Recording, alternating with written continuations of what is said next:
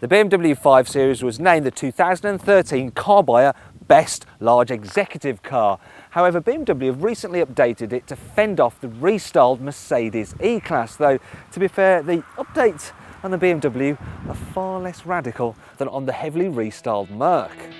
Round the back there are some redesigned lights with LED strips and a new crease in the apron.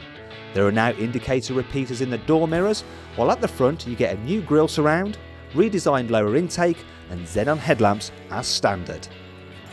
In fact, that brings me on to equipment, because BMW has added some more standard kit to the 5 Series, so as well as things like parking sensors, leather seats and dual zone climate control, you now also get satellite navigation as standard with iDrive control, and the iDrive features this little touch sensitive pad so you can actually input destinations just by squiggling your finger there, and yeah, it just makes it a lot easier to use.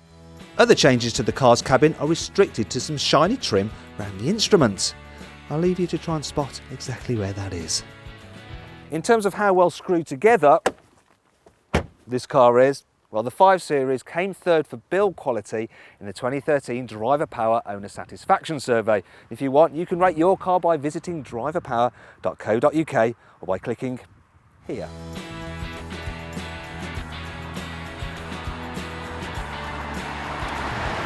One of the great things about the 5 Series has always been the way it drives, and yeah, there's no change there, thankfully. It's got really good steering, the handling, it's fun because it's a rear-wheel drive chassis, you've got good comfort, and motorway speeds, it's nice and quiet.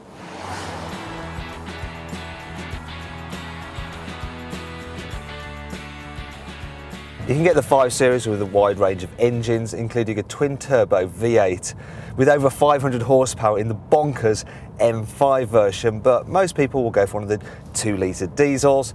The best one is the 520D because it has 181 brake horsepower, can do 0 to 60 just over 8 seconds, yet it can return about 63 miles per gallon, and it emits under 120 grams per kilometre of carbon dioxide.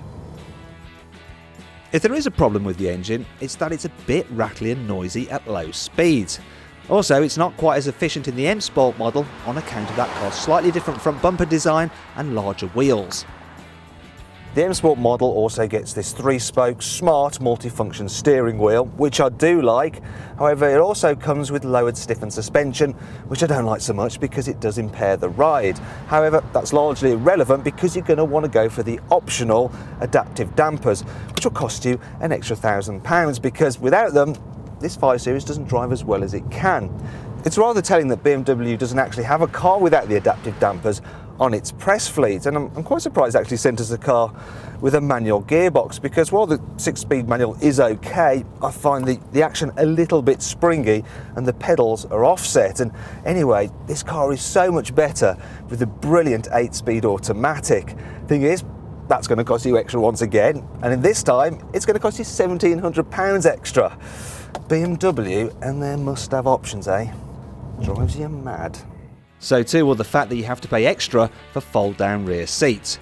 They're standard on an Audi A6, which incidentally has a slightly bigger boot, though to be fair, not by much.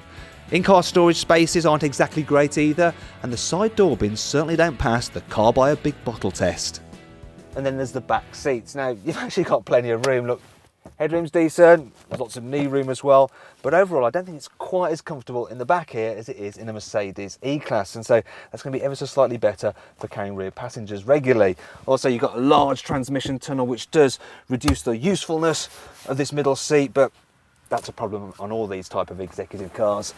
Actually, despite a few negative points, out of all the executive cars, the BMW 5 Series is still the boss, though its rivals do run it pretty close. In fact, you can see a review of the new Mercedes E-Class by clicking here, or a review of the Audi A6 by clicking here. And of course, after you've watched those, don't forget to click on our logo to subscribe to the CarBuyer YouTube channel.